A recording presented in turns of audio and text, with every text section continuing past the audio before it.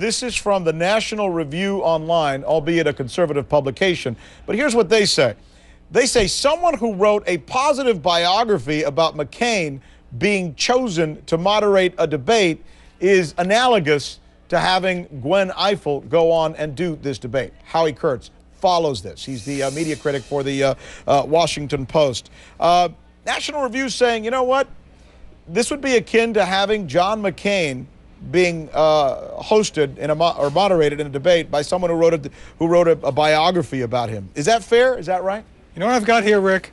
I've got a Washington Post article of a month ago by me about Gwen Ifill that talks about this book. This is not new information. It's not a biography of Barack Obama. It's a look at 4 different African-American politicians of the post-civil rights generation, one of whom is Barack Obama. And this is all started because a conservative website called WorldNet Daily made a story about this. And this is a site that for $4.95, If You Act Now, is peddling a book called Audacity of Deceit, Obama's War on American Values. So I don't think there's a lot new here.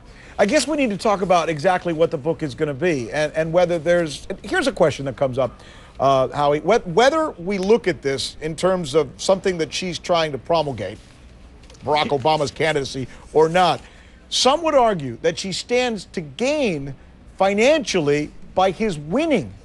Thereby, she may want to try and skew it so he wins so she can make money on her book because her book will sell more if he wins. That's an argument that's out there. Here's what Gwen Ifill told me a month ago. She said of Obama, I still don't know if he'll be a good president. I'm still capable of looking at the pros and cons in a political sense. And she said, no one's ever assumed that a white reporter can't cover a white candidate. And that's, I think, the subtext here, Rick. She's an African-American journalist who's worked at the New York Times and NBC News and the Washington Post and PBS. Suddenly, we're supposed to call into question her fairness because she's written a book about African-American politicians that no one has read yet because she hasn't finished it.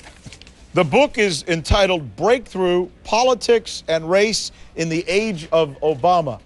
Anything about the title that tells us anything? Well, it tells us that she is looking at people like Deval Patrick, the governor of Massachusetts, and other African-American politicians who are not part of the Jesse Jackson, Al Sharpton civil rights movement generation, but are the generation that followed them. Now, maybe this will be a book that is very favorable to Senator Obama. I don't know. But I think that I would like to see from her critics concrete examples from any of her writing, from what she says on TV, or from the last debate that she moderated 4 years ago.